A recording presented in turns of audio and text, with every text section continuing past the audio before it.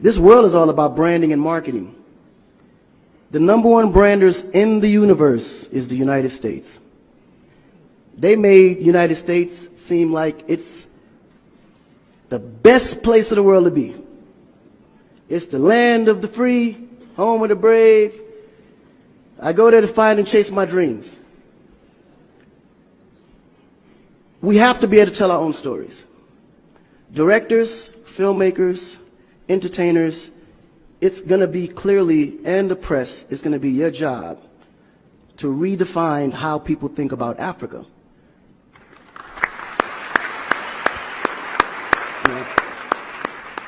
Because you're here, you see what's going on. You clearly can see in a vivid picture the good, the bad, and the ugly.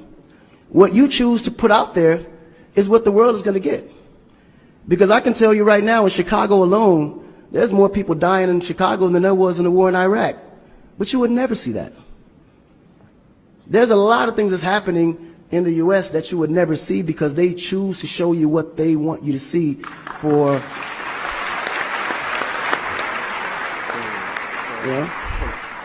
It's about country integrity. You have a certain reputation you have to keep. No one puts their family business out into the street. One of the problems we have in Africa is that when something happens, the press is quick to put out negative energy and quick to put out a negative story. And then that story goes on to internet and other broadcasting systems take it and they post it. So when you look at places like Kenya, for instance, that I know of, maybe what, 2 terrorist attacks? But it was everywhere. So now people was afraid to go to Kenya because somebody shot up the mall. But then when you look online, there was over 25,000 attacks in the U.S., but you only knew about maybe 5 or 6. So we have to really rebrand. And then when you look at how the world perceives Africa, they're right. You know, you see zebras, lions, tigers, bears. Oh my. You get to the point where you think Africa's just a big jungle.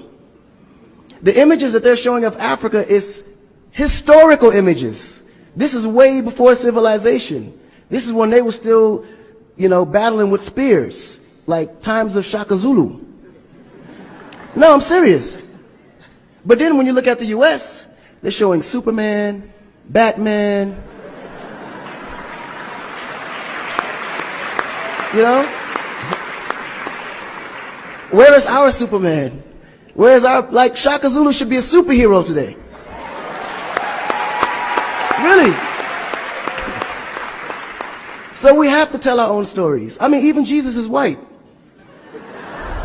And you believe it. But it's okay because how you were framed, if you taught something from the day you were born, and your mother taught you that, your father taught you that, it's real. You never look at your mom and your dad as liars. But their mother and father taught them the same thing. Because that's the kind of history that's put out for them to believe. Our history books in the U.S. is all white American history. Culture that's been borrowed from other nations. But Africa have to teach the same history of our ancestors. The great things that they have accomplished. You know? And it's going to be the jobs of directors like yourself, filmmakers like yourself, to narrate that story. How do we want to be perceived? How do we want that story to be narrated to the rest of the world?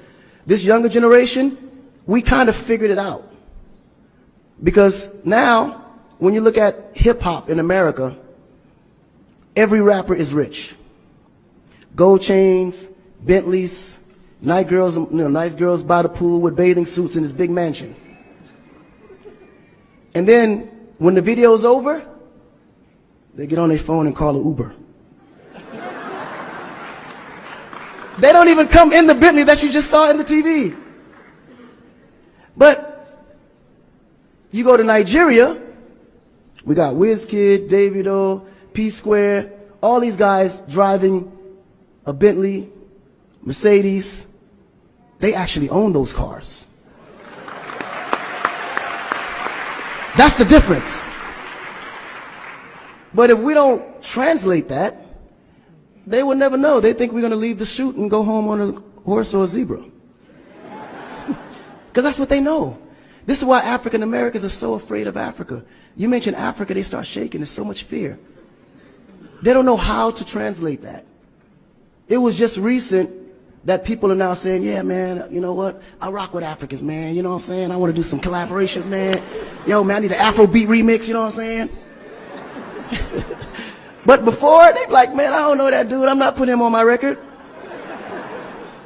So the younger generation is slowly understanding how you have to rebrand the culture, because the culture has adapted. They've actually took everything that we've created and made it look better.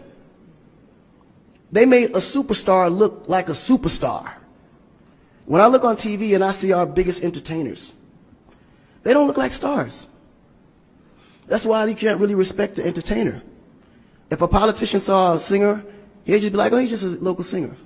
But if he go to that local singer's performance, he may sell out the stadium because he has a huge influence, but the image is not there.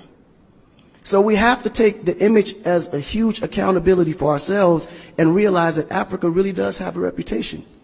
But if we allow our stories to be told, our stories will be told according to their agenda on what they need to be able to benefit from Africa. So we have to tell our story so we can be able to understand how we can utilize that story to benefit for our agenda. You know? So in closing, this job is for the entertainers, the filmmakers, the reporters, and anyone that creates content. We have to rebrand. And we have to rebrand it in the way that we see it and tell the story to where they can understand it, feel comfortable, and want to come here and invest.